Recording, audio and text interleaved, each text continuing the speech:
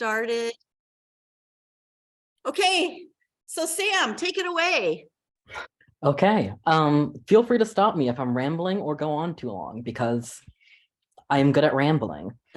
Um, so I graduated 8th grade in like 2016.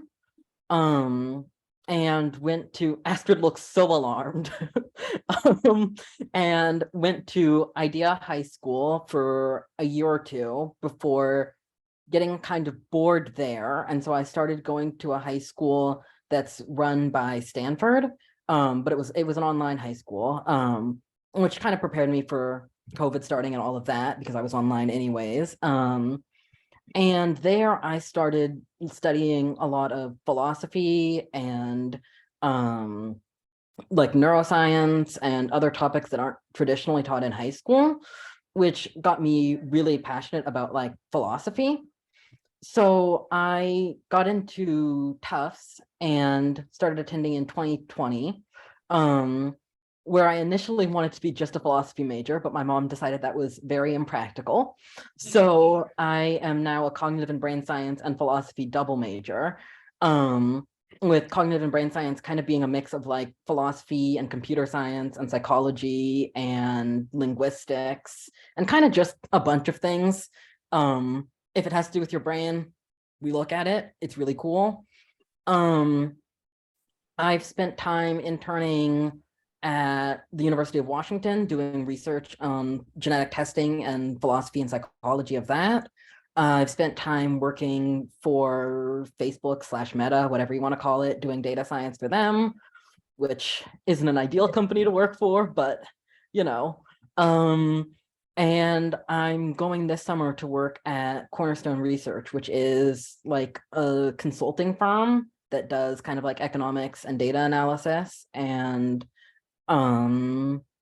that's kind of what I've been up to. In terms of how Seabury specifically helped me, it really prepared me, it like over prepared me for high school. I went into high school and was like, oh, this is kind of easier than I was expecting. Which was useful because as you're adjusting to like new social dynamics and new friend groups and all of that, it's nice to not have to worry as much about academics. So that was really nice.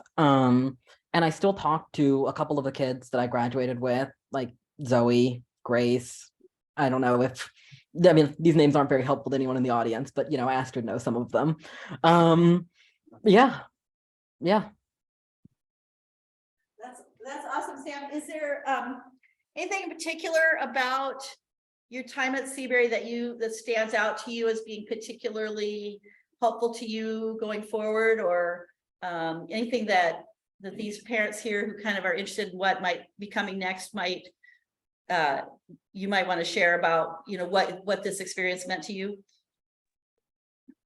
I think it was really beneficial to have teachers that were more invested in you than that could happen in like a traditionally sized classroom where you're overcrowded and underfunded and you don't really have the opportunity to pay attention to what individual students need or want or would benefit from.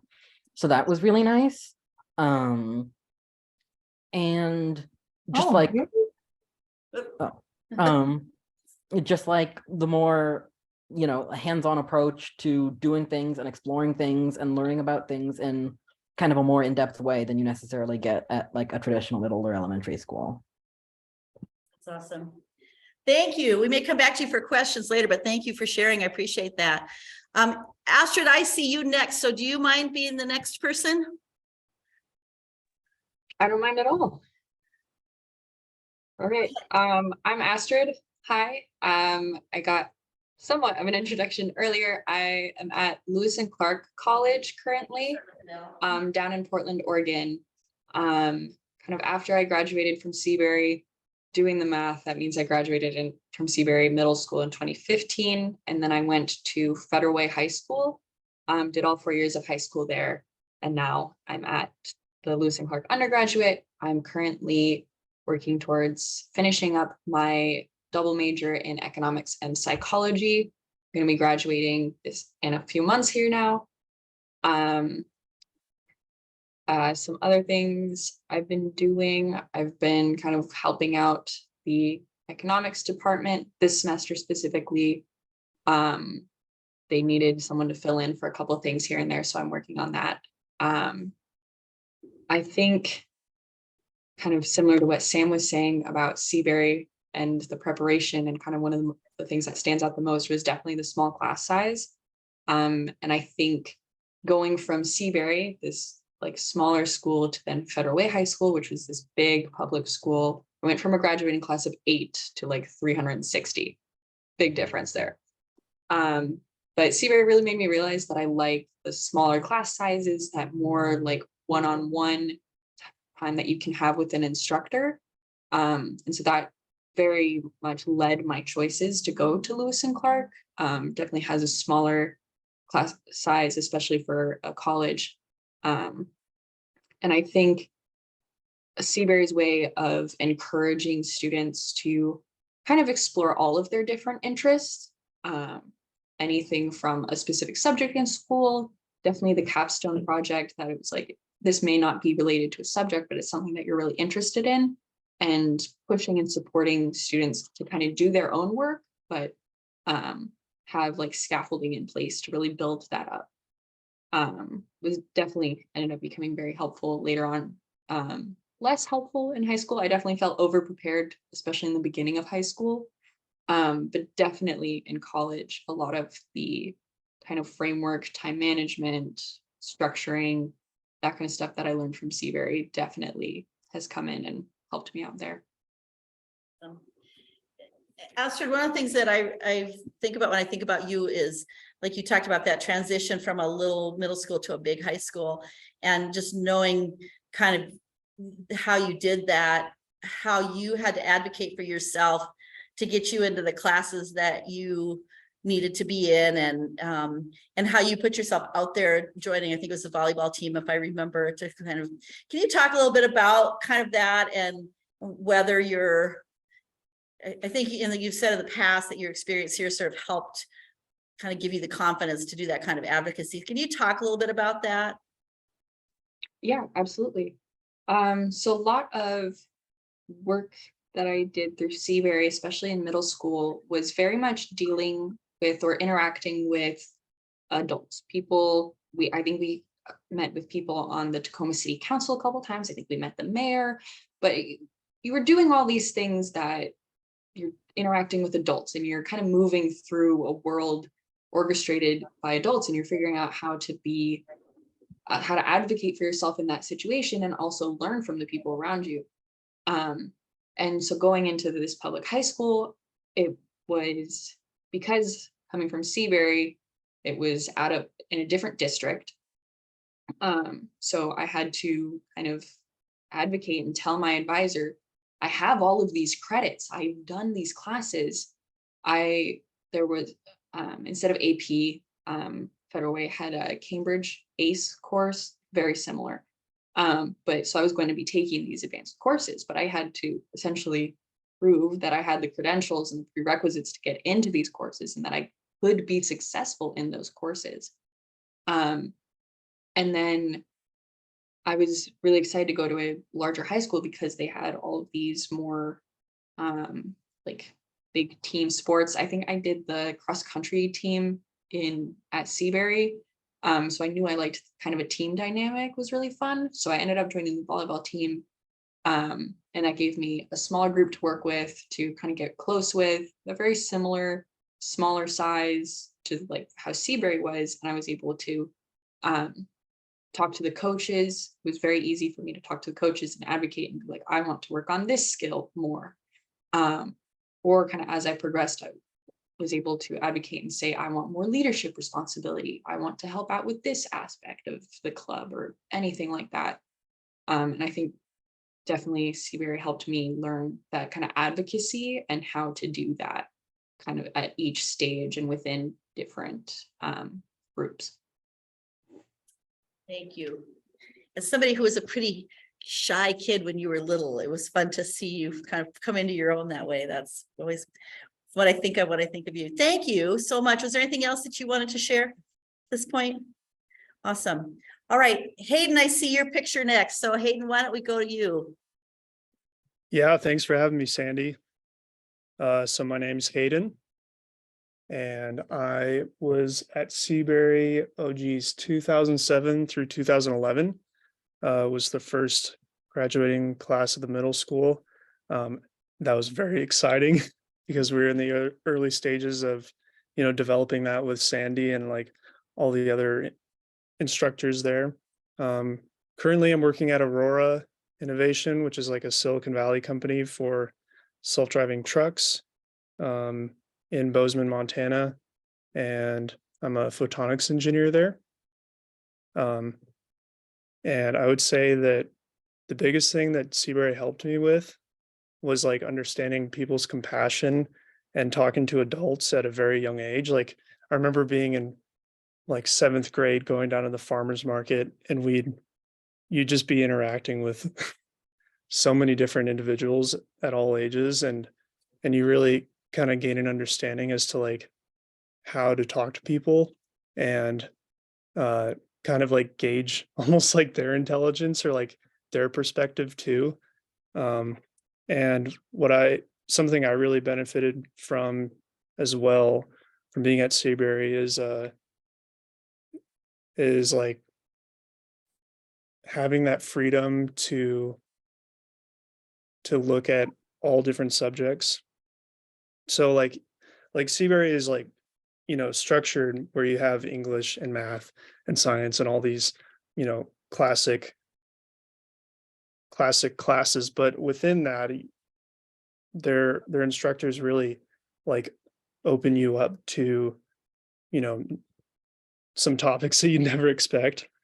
Um, which I think is like really beneficial at a young age.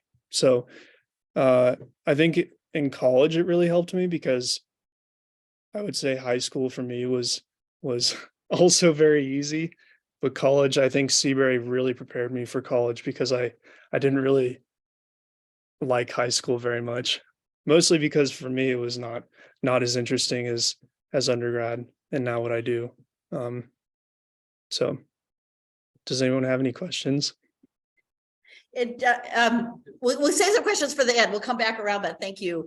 But Hayden, one of the things you said to me when you got this job is that you couldn't believe they were paying you to do something so fun, which Yeah, it's so fun. I mean, I remember being in middle school and like we had a marbles like competition, which you'd make this like basically giant structure to race marbles around, and you just work in a team. And that's what I noticed is like at a young age, being at Seabury, I've really enjoyed working in team environments, and that's like what has gotten me so far, as to where I am today is like working in it as a team, but also being confident in yourself and like knowing what you can contribute and knowing how to say like I don't know this and it's going to be fine. that's So awesome. Thank you. Appreciate that. Let's see, we've got Josh, I think you joined us, is that right? Sure did.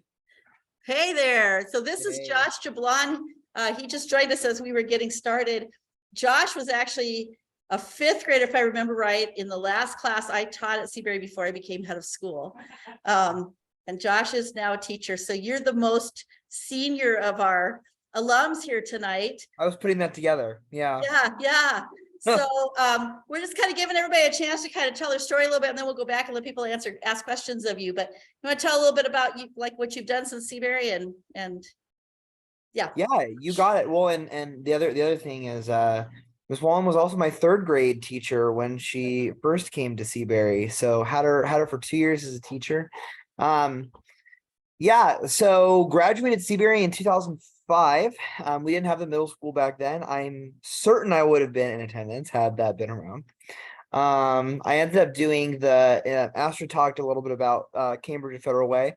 I did Cambridge at Lakota Middle School and then over at Federal Way High School. So yes, I know Mr. Cameron Astrid and all those people. Yeah. And then went to the University of Washington and ended up getting my bachelor's in political science, my master's in teaching. Taught 4 years over at King's High School in Shoreline, where I started the speech and debate program and coached over there and really was into that. And then moved last year over to Sammamish High School, where I teach English over there and coach speech and debate as well. And then, so it sounds like folks are also sharing a little bit about kind of the role that Seabury played and what they got in their time.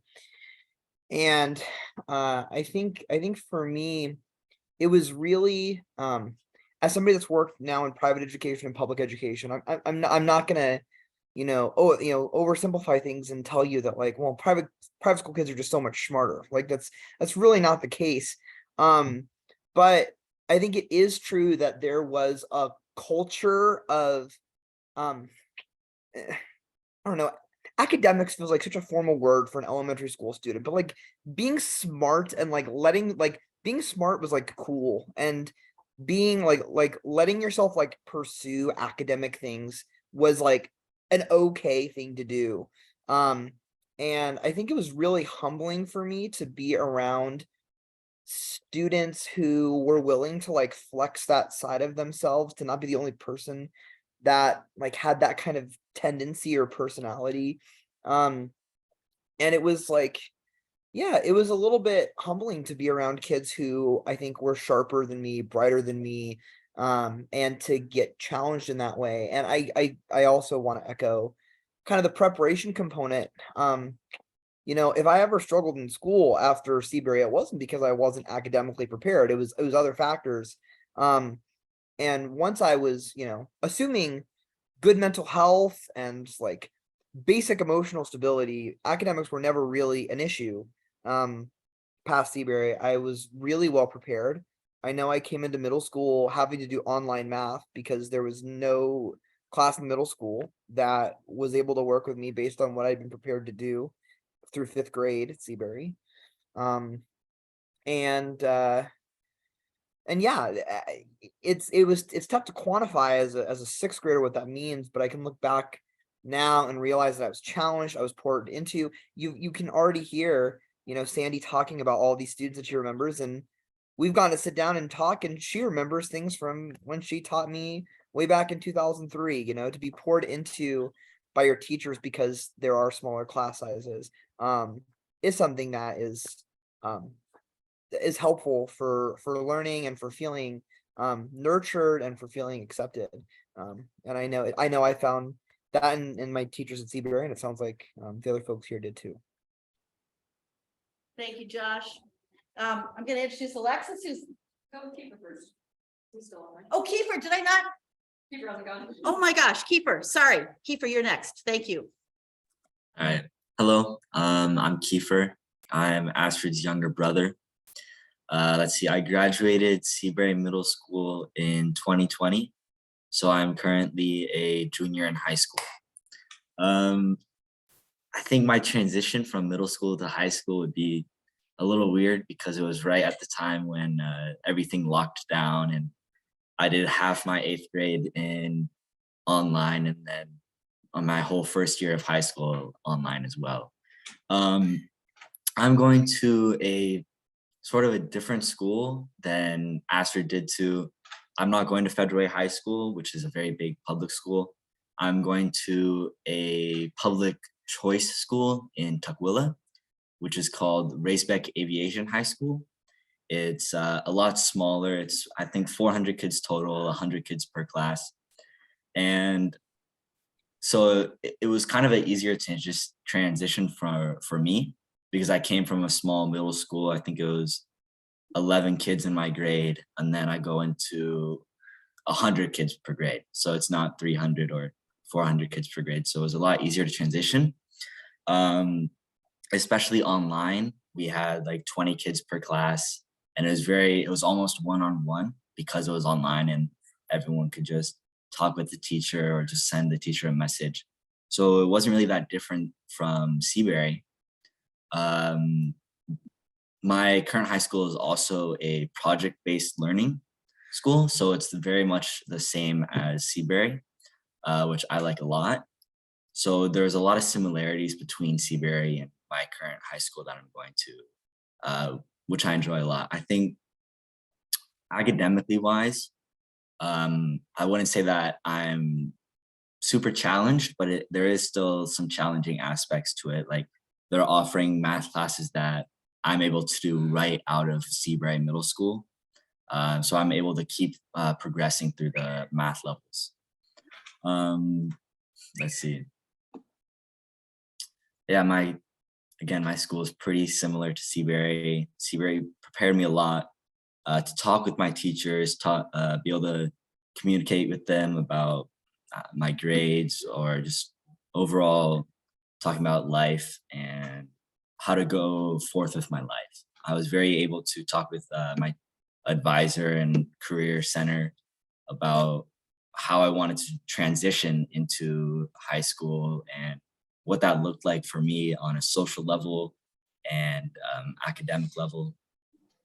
I was able to find out what career I want to go into very easily because I was able to have so many resources that I was able to talk to.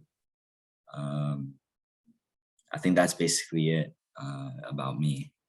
So what are you thinking about doing, Kiefer, after high school? I want to go into a pre-med, so I want to do pre-medical, and then if I end up not liking it and I just want to do something else, I definitely want to try engineering, specifically aerospace engineering, which my school will help set me up very easily. Awesome. That's great. Mhm. Thank you. Appreciate that. Yeah. Okay, now we're gonna let Alexis share and then we'll have some good time for questions. So Alexis. Hi, I'm in person. Hi, I'm Alexis. As Sandy said, I had to go look at the Eagle. I graduated a decade ago from Seabury. And I've done a ton since then. I went to a similarly very tiny school called Think Global School, which every 3 months we went to a different country.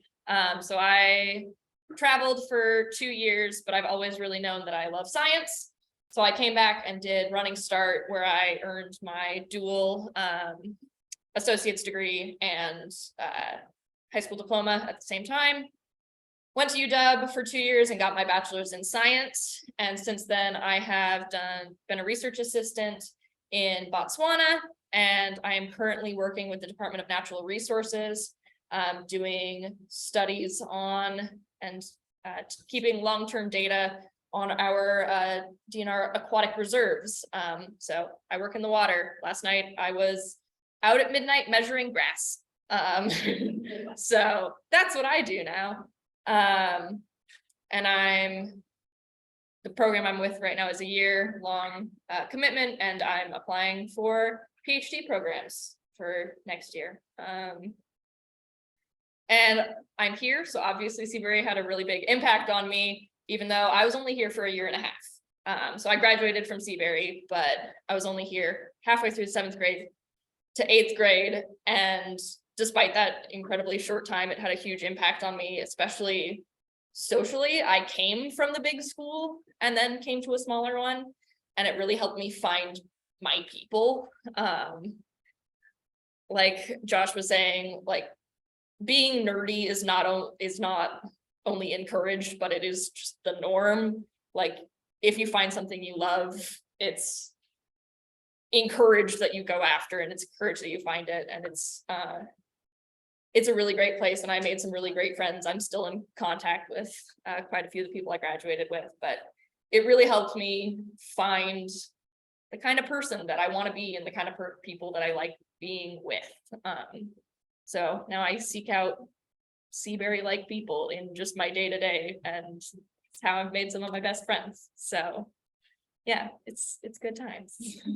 Every time I think of Alexis, every time upstairs in the classroom, there's the chart of the first person that they did the genome sequence for. And that poster went up on the wall when Astrid was here. I'm Alexis. When Alexis was Astrid here. was also here. Right, yeah. But when Alexis was here and you had met the. I saw that, and then went to a science symposium with my dad and met the guy whose genome was up on our wall. So like Astrid was, Alexis was like, has been more enthused about that poster than anybody. Every time I think about it, I think about Alexis. and, you know, seeing you being a biologist now, like that, we knew science was gonna be. We knew science was gonna be here. Exciting to see that there. Yeah. Well, let's, thank you. I'm gonna shift this so we can kind of see everybody. And then let's, just have some time for questions. So for any or for all of the graduates, anybody here or at home, if you have a question, you could do the little raise hand thing if you want, and and turn yourself on, and then I'll be happy to let you go. But Dave? Yeah, I appreciate everybody coming and sharing their stories. One thing that almost everybody on the call did was tell us at least a little bit about high school, which I'm particularly interested in, high school choices and stuff, the environments in college, except for Hayden. I don't think you did, or else I missed it. So I apologize if that's the case. But I'm interested in well, your career sounds really interesting. But what was your education after Seabury and before that? High school. Yeah. Yeah, no, I actually did skip it. So I went to Todd Beamer High School. They had an international baccalaureate program at the time. That's in Federal Way. And I was in that. Very much enjoyed it. Like, it's not like I didn't like high school. I just think like college was a lot more fun. Yeah, so I played soccer there in high school, and then after high school, I went to Montana State University and got a degree in electrical engineering and optics. So, yeah, it was really fun. Yeah, thanks. Yeah. Hayden always made good use of the kitchen at the middle school. Hayden would work for a bit and then go make himself a cup of tea, and then go work for a bit and go make himself a piece of toast, and then go work for a bit, and go get himself a glass of water. That And was- the funny part is I work like that now. I'm sure you do. I work exactly like that. And I have a question for the kid at Aviation High. so for Kiefer, question for you, Kiefer.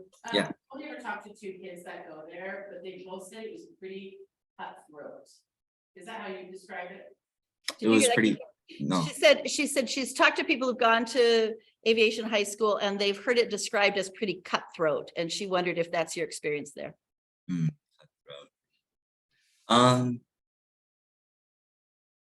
for me, I don't think it is really cutthroat.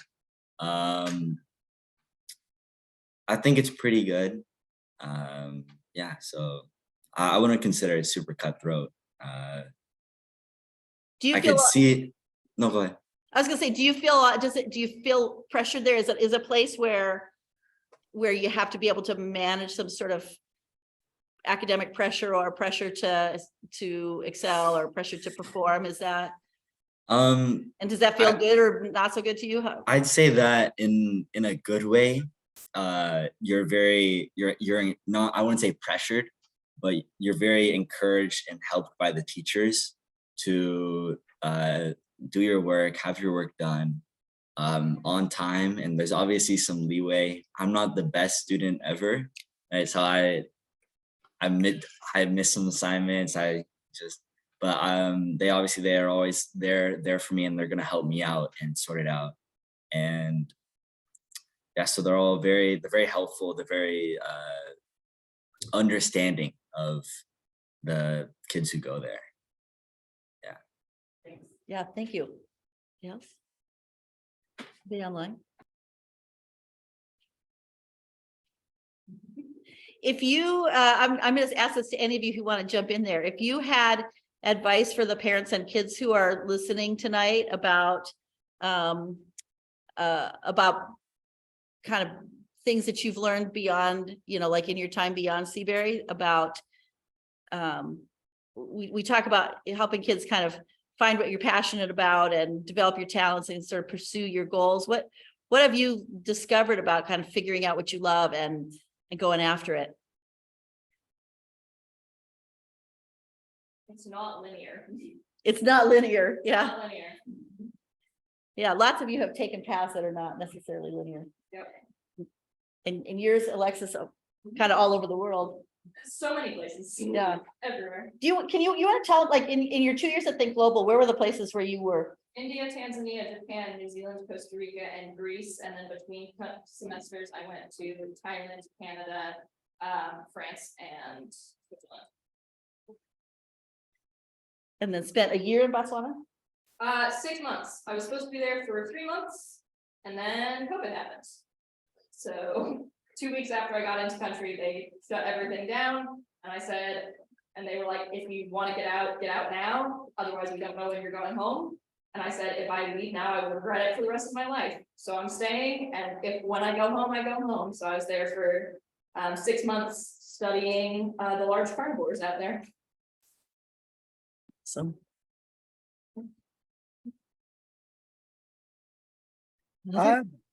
Good. Yeah, I would say the best advice I got was early in college. And it was, to, do what you would do for free. And you talk about a nonlinear path. When I got that advice, I was going to be a baseball scout. But ultimately felt a different call. And you don't go into teaching for the money. It's not really why you pursue that path. My dad used to point that out to me on a regular basis. Yeah, as a board member, yeah, maybe.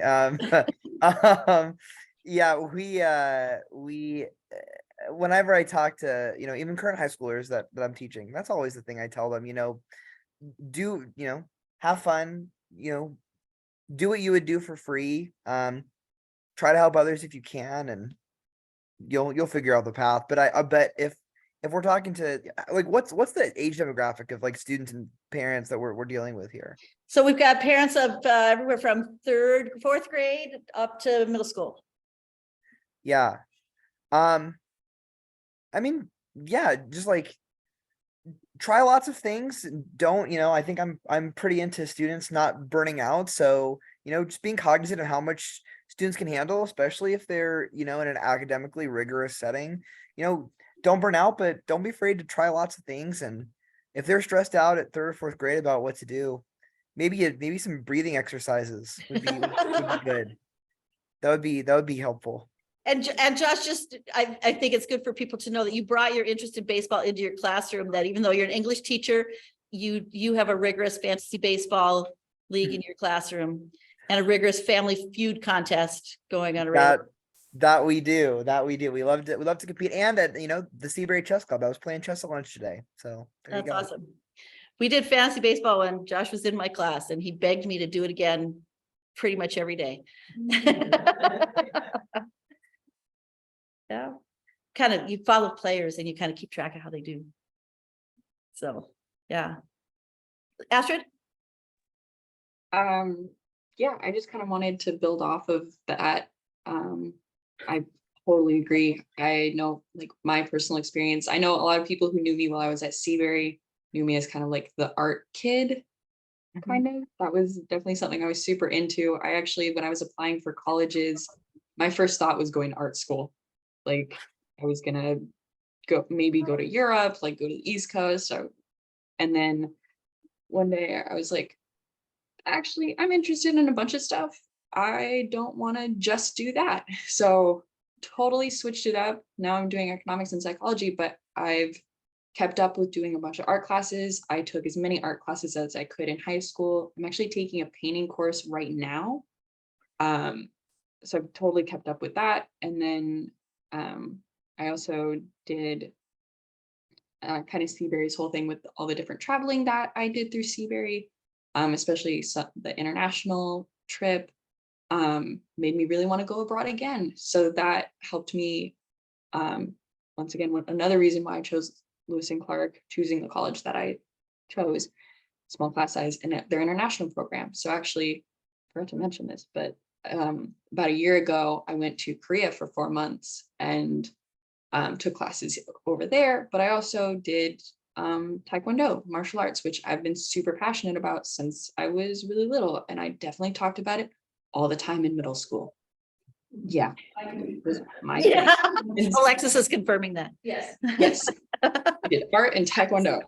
The entire time. While Alexis was doing fencing, you were doing martial arts, right? Yes, I remember because I really wanted to do fencing. but I could never go because I had Taekwondo. So definitely Seabury was a huge proponent of go try all of these things. And that definitely carried over into high school. And even now in college, I want to try a bunch of different stuff and just continuing to do it. I'm actually one of the coaches for the martial arts club on campus. So now I'm teaching other college students as well, learning from them. Definitely so involved in clubs, in different research departments, talking to people from other departments about research that they're doing. So definitely that like push to keep kids kind of trying a bunch of different stuff. And then you don't have to just pick one thing for the rest of your life.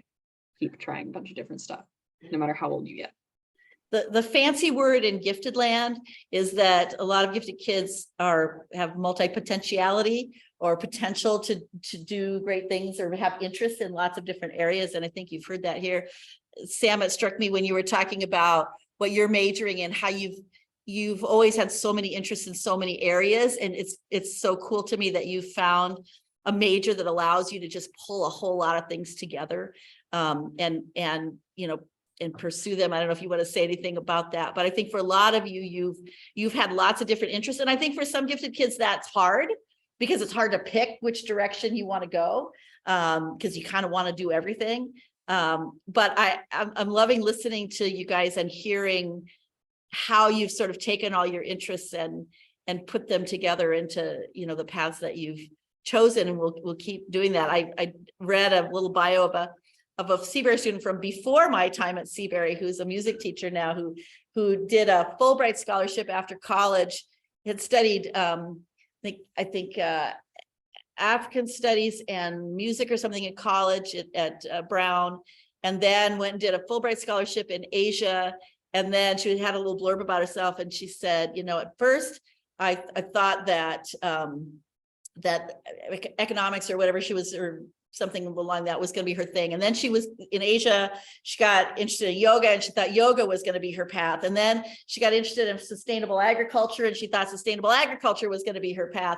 She did that for a while. And then she kind of came back to her love of music and went and got a master's in music and is teaching music and now is doing a music program with kids in the inner city. And so she's kind of combining her social justice and her thing. And then her kind of the parting line that I thought this is such a Seabury line is that's where I am now, and we'll see what happens next. And I think for a lot of our kids, that's they're not necessarily preparing for a career, but a life of exploring things. So Yeah, I can go talk ahead. a little about that. You kind of started asking me a question and then And continued. then I but can kind interrupted of try to myself. That's what I answer do. Yeah.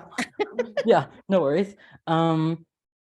So yeah, when I left Seabury, I was pretty confident I was going to be a programmer. That's kind of what I did, like all the time. I did like competitions, I did stuff like that. And then I started just exploring different things. In high school, I took a neuroscience class and I was like, I'm going to be a neuroscientist. And then I took a law class and I was like, I'm going to be a lawyer. And then I was like, maybe I can do law on the ethics of like AI cars and kind of mix like programming into ethics and see where I can go from there.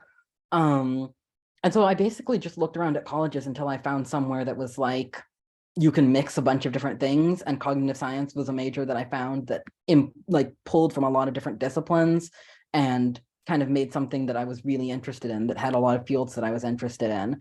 And then even with that, my next internship is really more in economics than it is in anything else, which isn't my major and isn't any of my previous passions. And it's just kind of something I found and was like, this will be fun. So yeah, I think my advice, kind of going back to your previous question, for students at least, I don't know how applicable this is to parents, is kind of to just chill. Like I was very stressed for like a lot of my life on like, I need to figure out exactly what I'm doing and exactly what my path is and know exactly how I'm getting a job and what my 20-year plan is. And that's just like kind of not necessary in middle school or in high school or really like even most of college. Like you don't need to know what you're doing 20 years from now. You don't need to know what every single day is going to look like. You just kind of have to do things as they come up and figure out your opportunities as they open to you and kind of move forward and see what life brings. That's amazing advice. I totally agree with that. Sam, did you go to IDEA? Yeah, I went to IDEA freshman year, I went full-time and I only went there. And then my sophomore year of high school, I did both OHS and IDEA full-time, which was not a smart decision, but I made it work. And it was cool. I was supposed to be in like the first graduating class of IDEA, and I had a lot of fun at IDEA. It just was more geared towards like engineering-y kind of trade stuff, and that wasn't really my focus as I got a little older. And I was like, I want to be pushing more towards like, I don't know if I want to say like top tier colleges, but like that's what I, like, and I was like, okay, let me switch kind of gears and figure out what I'm doing in high school and figure out a place that has more like AP opportunities and stuff like that. And so I switched. But IDEA was really cool. I still talk to kids from there.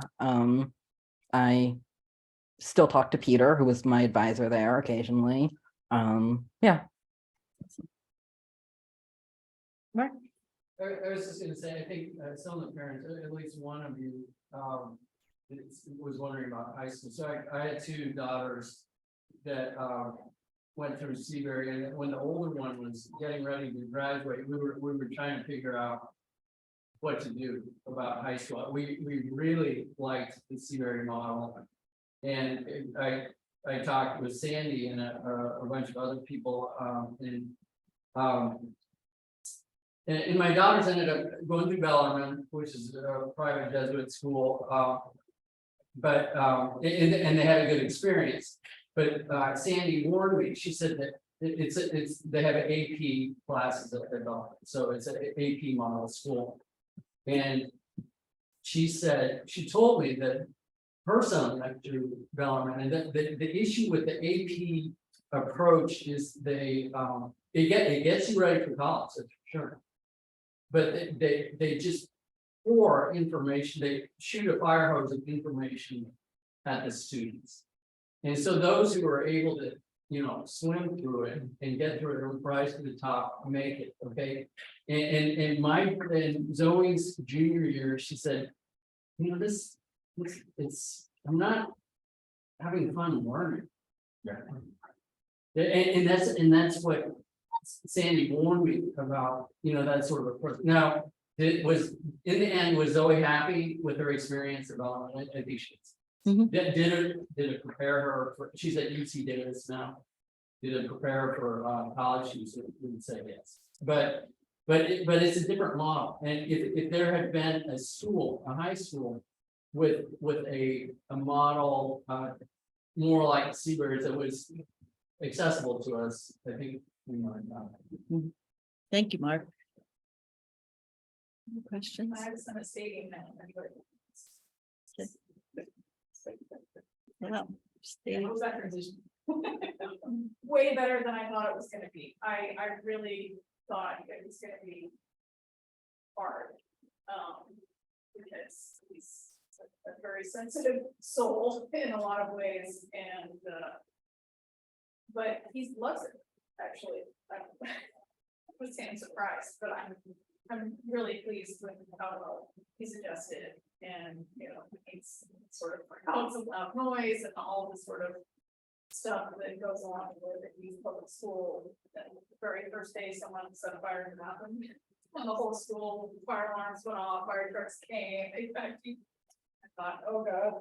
Oh. But he's adjusted great. What's interesting is at least one of my schools lets you register for whatever you want. They didn't test for math or Oh, really? AP level, or was kind of surprised. So That's great. classes is great. But yeah, it's a transition, finding your way around the campus. Well, the thing we hear over and over again, and we heard, I never know what people are going to say, but I heard again tonight, you guys all talking about being able to advocate for yourselves, being able to ask, identify and ask for what you need and get support and help for yourself. And that's one of the things, and then to have the confidence to do that. I think that's one of the things we hear over and over again from our graduates. And that's one of the things we're very proud of, because our kids are bright and they're, academically they do well, but it's more than that. It's can you find what you love to do? Can you do those things that you do, even if you didn't get paid for, like Josh said? Can you stand up for yourself and get what you need? Those are really the important things that get you by. And so that's why these kids are doing so great. Go ahead, yeah. Along with that, and we were talking about the fencing club. I started the Seabury Fencing Club, Yeah. which only ran for a year, but we had fun. Yeah. But it, like, Seabury is very focused on academics, and especially like looking into high schools, you're mostly gonna be focused on the academics, but a lot of the extracurriculars, like Astrid did, taekwondo and volleyball, and like a lot of that can even like continue on and help you feel not quite as overwhelmed in a lot of situations, and it can like help. Like the things that you do now and in high school will keep following you. I did fencing here at Seabury, and I am now a Seattle Knight, so I fight people with swords for fun and also sometimes money. So like those passions that Seabury does foster can keep going through your school, and you know, keep going a decade later. Awesome. Well, thank you all. Thank you to Sam and Kiefer and Astrid and Josh and Hayden and Alexis. 1, 2, 3, 4, 5. Okay, I got y'all. Thank you for taking the time to be here tonight and for sharing your stories. We really appreciate all of you. And we'll just stay in touch. I love seeing you all and love hearing what you're up to, and hope that you'll stay in touch with us. And thank you to the families who are here tonight. I hope you enjoyed what they had to share, and I hope it was helpful to you. So thank you all. Have a good rest of your evening. Thank you. Thank Thanks, you. Andy. Bye-bye. Take care.